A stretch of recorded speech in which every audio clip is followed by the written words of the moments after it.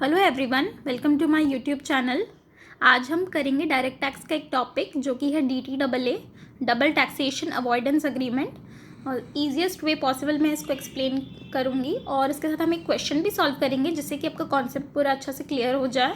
तो let's start without wasting any further time. तो ये है टाइप्स ऑफ डबल टैक्सेशन। क्या होता है? बेसिकली दो होता है, economic double taxation, judicial double taxation. Economic double taxation मतलब two different persons are taxed for same income. एक सेम इनकम के लिए दो अलग अलग इंसान को टैक्स किया जाएगा। इनकम सेम है बट दो इंसान टैक्स होंगे उस इनकम के लिए। और जुडिशियल डबल टैक्सेशन में क्या होता है? A person is taxed twice for the same income in two countries due to residence and source rule. मतलब कि एक इंसान को दो बार टैक्स किया जाएगा अलग अलग कंट्री में। इसमें दो अलग अलग इंसान को टैक्स किया जाता था सेम इनकम के लिए, बट इसमें एक ही इंसान को दो इनकम के लिए टैक्स किया जाएगा due to residence and source rule. क्या होता है residence and source rule? Assessee is resident of one country और सोर्स रूल मतलब assessee derives income from another country. Example PV Sindhu और एनी स्पोर्ट्स पर्सन। मतलब कि एक ही इंसान को, एग्जाम्पल PV सिंधु अगर बाहर जाके खेलती है, ठीक है, तो फिर जब वो बैडमिंटन बाहर जाके खेल रही हैं तो उनको वहाँ से जो पैसे मिलेंगे, जो उनका इनकम आएगा, तो वहाँ पर उस जिस कंट्री में जाके खेल रही हैं तो वहाँ पर वो चार्ज होगा। प्लस वो इंडिया की रेसिडेंट है तो इंडिया में भी चार्ज होगा। तो इंडिया में क्यों चार्ज होता है? रेसिडेंट रूल अप्लाई होता है। और वहाँ पर वो कंट्री में क्यों चार्ज होता है? सोर्स रूल, यानी कि वहाँ से उनको इनकम जनरेट होता है। इसीलिए एक ही इंसान को डबल टैक्सेशन होता है। तो वो आ जाता है आपका जुडिशियल डबल टैक्सेशन में, जिसका हम रिलीफ मिलता है अंडर सेक्शन 90/91। दो तरीका का है। आगे देखते हैं वो क्या होता है।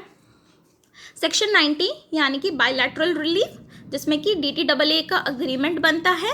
यूनिलैटरल रिलीफ यानी कि नो DTAA। सेक्शन 91 यहाँ पर कोई भी अग्रीमेंट नहीं बनता है दो कंट्रीज के बीच में। तो सेक्शन 90 क्या बोलता है? DTAA जिसमें बनता है अग्रीमेंट, उसमें दो तरीका का होता है, tax exemption, tax credit method. Tax exemption मतलब एक कंट्री में टैक्सेबल हो जाएगा और दूसरा कंट्री में वो इनकम एग्जेम्प्ट हो जाएगा, जो कि ज़्यादा कंट्रीज ऑप्ट नहीं करते हैं, ऐसा नहीं होता है बेसिकली। और टैक्स क्रेडिट मेथड क्या होता है? जो रेसिडेंट कंट्री है gives credit of tax paid in source country. Example जो मैंने PV सिंधु का एग्जाम्पल लिया, तो PV सिंधु ने सपोज 50 लाख रुपए अर्न की, वो गई थी आपका खेलने के लिए, एग्जाम्पल सिंगापुर में कोई बैडमिंटन का टूर्नामेंट हो रहा था, उनको वहाँ से 50 लाख रुपीज़ प्राइज मनी मिला। तो 50 लाख रुपीज़ उनका वहाँ पर भी टैक्सेबल हो रहा है और एज वो रेसिडेंट ऑफ इंडिया है तो इंडिया में भी टैक्सेबल होगा। बट उनको 50 लाख का पे उनको कुछ क्रेडिट मिल जाएगा 50 लाख रुपीज़ पे। उसी को हम बोलते हैं टैक्स क्रेडिट मेथड। जितना आप सोर्स कंट्री से अर्न करते हो वहाँ पर आपका रेसिडेंट कंट्री में उतना आपको कुछ क्रेडिट मिल जाता है। DTA rate, IT rate, which ever is lower. दो रेट होता है, डबल टैक्स अग्रीमेंट रेट और इनकम टैक्स रेट। वो दोनों लगेगा और दोनों में से जो सा रेट लोअर होगा उस हिसाब से आपको क्रेडिट मिल जाएगा। अब जब हम सम करेंगे तो आप बेटर समझोगे। और यूनिलैटरल रिलीफ है, मतलब जो सेक्शन 91 है उसमें average rate of tax in India, foreign tax rate lower of the two. मतलब जहाँ पर अग्रीमेंट DTA का अग्रीमेंट नहीं रहेगा वहाँ पर जो दो टैक्स रेट होता है उसमें से लोअर ऑफ द टू में चार्ज होगा। एग्जाम्पल देखते हैं, आपको ये बहुत अच्छे से क्लियर हो जाएगा। ठीक है, एग्जाम्पल लेते हैं मिस्टर रवि का। मिस्टर रवि हैं, ठीक है, उनका म्यूनसिपल टैक्स लास्ट पॉइंट है, मैंने यहाँ लिख दिया। और एक सेकंड आप देखते हैं यहाँ से। Income from profession in India 7.5 lakh, 7.5 lakh. Agricultural income in country X, एक कंट्री एक्स है फॉरेन कंट्री, उससे उनका एग्रीकल्चरल इनकम है 50,000। Dividend receive from a company in country Y, और एक कंट्री वाई है उसमें से dividend receive 1,50,000। Royalty income from a literary book from country X 6 lakhs। Expenses for earning royalty 50,000। Business loss in country Y 65,000। Rent from a house property in country Y 2,40,000। Municipal tax paid that is not allowed in country Y 10,000। ये mister Ravi के बारे में आपको question दिया है कि वो कहाँ कहाँ से क्या क्या इनकम अर्न कर रहे हैं। अब हमें नेक्स्ट आगे देखते हैं। Tax rate in country X है 10%, कंट्री एक्स का टैक्स रेट कितना है 10%, कंट्री वाई में कितना है टैक्स रेट 25%। अब compute total income and tax payable by Ravi for assessment year 2021 से 2022। तो computation of income of mister Ravi, ठीक है। तो हम सबसे पहले क्या करेंगे, जो भी डिफरेंट हेड्स है उसका इंडिया से जो इनकम हो रहा है और फॉरेन कंट्री से इनकम हो रहा है, हम ये नहीं सोचेंगे कि फॉरेन कंट्री से इनकम हो रहा है या इंडिया से इनकम हो रहा है। नॉर्मली अलग अलग हेड्स जो है उसमें हम डाल लेंगे और अलग अलग हेड्स के हिसाब से इनकम लिख लेंगे। हमने सेग्रीगेट नहीं करना है कि ये फॉरेन कंट्री का इनकम है और ये इंडियन कंपनी का इनकम है तो उससे अलग अलग इनकम कैलकुलेट करना है, नहीं। आप डिफरेंट हेड्स के नीचे उसका रिस्पेक्टिव इनकम लिख लेंगे, जो अभी हम देखेंगे तो आप समझेंगे। या फिर कभी कभी क्वेश्चन में डायरेक्टली दे देता है income from Indian company, income from foreign company, तो वो आपका क्वेश्चन और भी ईजी मिल जाएगा। बस आप लिखोगे इनकम फ्रॉम इंडियन कंपनी इतना, इनकम फ्रॉम फॉरेन कंपनी इतना, तो आपका आ जाएगा ग्रॉस टोटल इनकम। फिर आप नॉर्मल इंडिया में हम जैसे टैक्स निकालते हैं वैसे टैक्स निकालोगे और उसके बाद सेम इसमें जैसे होगा वैसे ही हम करेंगे। आगे हम देखते हैं, आप समझोगे better. Income from house property, पहला head. Income from house property से हम लोग देखे थे ग्रॉस एनुअल वैल्यू उसका रेंट। एक सेकेंड आप क्वेश्चन फिर देख लीजिए। ये देखिए, हम देखे थे कि rent from house property country wise से मिल रहा था, तो हम ये जो देख रहे हैं 2,40,000 और उस पर म्यूनसिपल टैक्स पे किया था 10,000। और यहाँ लिखा है कि not allowed in country Y, ये जस्ट आपको कंफ्यूज करने के लिए, ये कुछ नहीं, आपको नॉर्मली लेना है। जैसे हम म्यूनसिपल टैक्स डिडक्ट करते हैं जीएवी से, रेंट से, तो वो नॉर्मली हम माइनस करके स्टैंडर्ड डिडक्शन लेके करेंगे। तो देखते हैं अब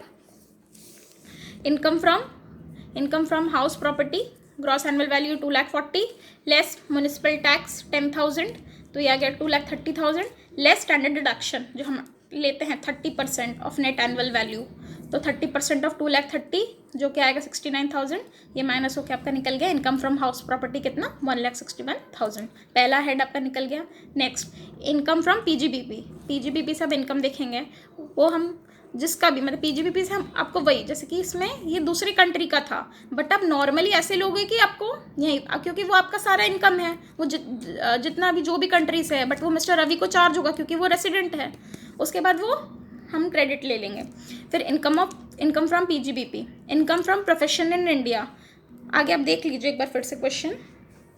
पीजीबीपी से कौन कौन सा इनकम है, ये रहा income from profession in India 7.5 lakh रुपया, और कौन सा है, फिर ये नहीं है, ये अदर सोर्सेज, ये रहा business loss in country Y, ये इंडिया से इनकम है, ये कंट्री वाई का लॉस है, तो हम इसको सेट ऑफ कर देंगे इसके साथ 65,000, बस दो ही है। तो अब देखते हैं income from PGBP, income from profession in India 7,50,000 less business loss in country Y 65,000 rupees, हम माइनस कर दिए तो हमारा आ गया 6,85,000 इनकम फ्रॉम पीजीबीपी। अब नेक्स्ट हेड देखते हैं income from other sources. Check कर लेते हैं क्या क्या है income from other sources question से। तो हमारा क्या बचा है, ये हो गया एग्रीकल्चरल इनकम, हमारा आ जाएगा income from other sources. Agricultural income in country x 50,000 rupees. Dividend receive from a company कितना 1,50,000। फिर रॉयल्टी इनकम आ जा रहा है 6 लाख, रॉयल्टी का एक्सपेंस है इसी के साथ माइनस हो जाएगा, बस कंप्लीट। अब चलिए देखते हैं इनकम फ्रॉम अदर सोर्सेज। पहला agricultural income 50,000, dividend receive from country Y 1,50,000, royalty income after deducting expenses. Royalty income कितना हो रहा था 6 लाख रुपीज़, और खर्चा कितना हो रहा था रॉयल्टी इनकम लाने के लिए 50,000, तो 6 लाख माइनस 50,000 यहाँ दिखा दिए 5,50,000, तो तीनों का टोटल कितना आ जा रहा है 7.5 लाख रुपये। अब तीनों हेड का जो है house property, PGBP, income from other sources, तीनों ऐड कर दिए, हमारा निकल जाएगा ग्रॉस टोटल इनकम। अब ग्रॉस टोटल इनकम आप निकाल लोगे, उसके बाद हमेशा क्या होगा, लेस होगा डिडक्शन अंडर चैप्टर 6 से। तो इसमें ये सब नहीं था, ये मैंने इसलिए लिखा कि ये सब ही बेसिकली आता है, यही 4 या 5 चीज़ें आती हैं। जैसे अंडर सेक्शन 80C आता है, अगर आपको कुछ दिया रहता है क्वेश्चन में, हमारे क्वेश्चन में कुछ नहीं है। Under section 80D mediclaim premium वगैरह जो देते हैं, कुछ नहीं दिया हुआ है। Under section 80TTA interest on saving bank account up to 10,000 limit रहता है, अगर आपको कोई बैंक से सेविंग बैंक से कुछ इंटरेस्ट मिल रहा है तो वो भी डिडक्शन मिल जाता है। और under section 80QQB royalty income, तो हमारे केस में रॉयल्टी इनकम है, कितना था रॉयल्टी इनकम आप ऊपर देखिए, अब ये भी हम लोग अदर सोर्सेस में लिए थे 5,50,000 रॉयल्टी इनकम, बट हम रॉयल्टी इनकम होता है 3,00,000 या जो भी रॉयल्टी इनकम मिल रहा है, उन दोनों में से लोअर ऑफ द टू। तो 3 लाख 5,50,000 से लोअर है, तो हम 3 लाख रॉयल्टी इनकम डिडक्शन ले लेंगे। तो हमारा डिडक्शन आके टोटल इनकम कितना आ गया, 12,96,000। तो ऐसे ही आपको कोई भी क्वेश्चन मिलेगा, आप सब सारे हेड से निकाल के ग्रॉस टोटल इनकम निकाल के डिडक्शन लेस करके आपको टोटल इनकम मिल जाएगा। अब हम निकालेंगे टैक्स पेबल। टैक्स पेबल निकालना है, tax on total income. Tax on total income निकल गया 2,01,300। नॉर्मल कैलकुलेट करोगे, नॉर्मल स्लैब रेट लेके जैसे हम करते हैं एक इंडिविजुअल का। Add health and educational cess at 4%, आपका आ जाएगा नेट टैक्स आ जाएगा 209,352। अब यहाँ पर हम कैसे रिबेट मिलेगा हमें रिबेट अंडर सेक्शन 91 वो देखेंगे और टैक्स पेबल देखेंगे, ठीक है। मतलब रिबेट माइनस होकर टैक्स पेबल निकलेगा। अब जो ये रिबेट कैसे कैलकुलेट करना है DTA के हिसाब से, ये तो अभी तक हम जो किए, ये नॉर्मली आप एज एन इंडिविजुअल का जैसे निकालते हो, आप भूल जाओगे कि अलग कंट्री है कुछ है। आप नॉर्मली तीनों अलग अलग हेड में निकाल के आपको निकालना है टैक्स अभी तक का। ये आपका निकल गया 209,352। अब रिबेट माइनस होकर ये निकलेगा। अब रिबेट कैसे कैलकुलेट करते हैं वो है वर्किंग नोट। यहाँ मैंने लिख दिया है वर्किंग नोट, वही working note. Calculation of rebate under section 91। आगे हम निकाल दोगे average tax rate in India. India के हिसाब से टैक्स रेट आपका कितना पड़ रहा है, टैक्स पेबल कितना निकला, ऊपर आप देखिए 209,352 हमारा टैक्स पेबल जो निकला health and educational cess plus करके 209,352। और हमारा टोटल इनकम कितना निकला था यहाँ 12,96,000 हमारा टोटल इनकम निकला था। तो ये हम निकाल लेंगे 209,352 बाय 12,96,000 इंटू 100। ये हमारा निकल गया टैक्स रेट इन इंडिया 16.15%। फिर average tax rate in country x, question में ही दे दिया था हमें 10%, कंट्री एक्स का 10 और कंट्री वाई का 25। तो हम अभी एक्स का आगे निकाल रहे हैं। कंट्री एक्स में 10%, इंडिया का 16.15%। तो अब double tax income pertaining to x.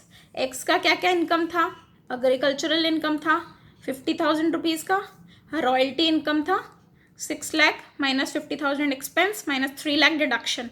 Note करिएगा डिडक्शन यहाँ पर माइनस होके फाइनल फिगर लिखा जाता है। This is the thing to note, 2,50,000। अब देख लिए एग्रीकल्चरल इनकम है, एक्स से क्या क्या इनकम है आप चेक कर लोगे।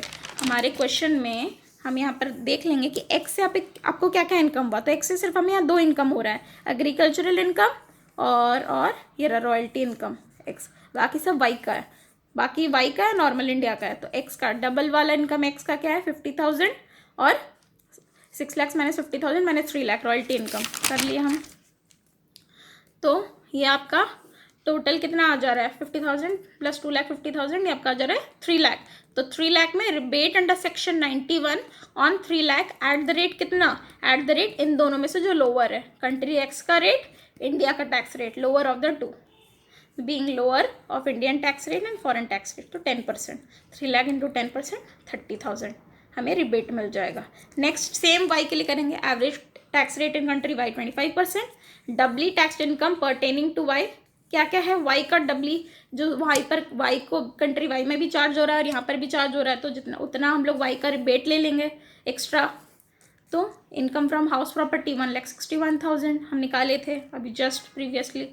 डिविडेंड इनकम 1,50,000 टोटल हो गया इतना, less business loss set of जो हमारा वाई का बिजनेस लॉस हुआ था 65,000, तो हमारा निकल गया 2,46,000। अब रिबेट अंडर सेक्शन 91 अब 2,46,000 पे ले लेंगे। लोअर ऑफ द टू, यहाँ वाई का रेट क्या है 25 और इंडियन रेट क्या है 16.15, ऊपर ही निकाले थे अभी यहाँ पर 16.15। तो 16.15 और 25 उन दोनों में से कौन सा है lower, 16.15 being lower of Indian tax rate and foreign tax rate. तो अब हमारा निकल गया 39,729। तो अब 30,000 plus 39,729 that equals to total rebate under section 91 69,729। मतलब इतना आपको रिबेट मिल जाएगा कि आपका चार्ज डबल जो चार्ज हो रहा है टैक्स देना पड़ रहा है, तो ये हमारा लेस कर देंगे रिबेट वहीं यहाँ पर 69,729 जो निकला है, जो हमारा निकला था total tax less rebate, net tax payable निकल जाएगा 139,623। आई होप आपको ये वाला क्वेश्चन के थ्रू ये समझने में और इजी हुआ। फिर भी अगर आपको कोई डाउट होता है या फिर कोई भी चीज़ आपको और समझना है तो आप कमेंट कर सकते हैं। अगर आपको ये वीडियो अच्छा लगा हो, आपके लिए हेल्पफुल है, तो प्लीज़ कमेंट में लिख के बताइए कि मुझे मोटिवेशन मिले। और अगर कुछ आपको अच्छा नहीं लगा वीडियो के बारे में, वो भी मुझे प्लीज़ लिख के बताइए। और प्लीज़ लाइक करिए और नोटिफिकेशन के लिए बेल आइकन को दबाइए कि आपको फर्दर मेरे चैनल से नोटिफिकेशन मिले। Please like, share and subscribe to the channel. Thank you.